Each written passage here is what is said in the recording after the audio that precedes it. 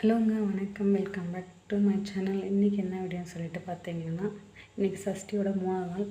2 நாள் சஷ்டி விரதத்தை முருகனோட அருளால் முருகனை நம்பி 2 நாள் நல்லபடியாக எல்லோரும் இருந்து முடிச்சப்பிங்கன்னு சொல்லிட்டு நானும் நம்புகிறேன். நானும் முடிச்சுட்டேன் 2 நாள் சஷ்டி. இது 3ஆவது நாள் சஷ்டி. நைவேத்தியமாக கடலை சக்கரை வச்சுருக்கேன். காலையிலேருந்து பிரசாதம் செய்ய முடியல, சாயங்காலம் தான் செய்யணும். சர்க்குண தீபம் ஏற்றிட்டேன். அப்புறம் பார்க்கலாம் வெளியே. இன்றைக்கி 3ஆவது நாள் வந்துட்டு 3 தீபம் ஏற்றிருக்கேன். பாருங்கள் கிளைமேட் எப்படி இருக்குன்னு சொல்லிட்டு. பெங்களூர் கிளைமேட்.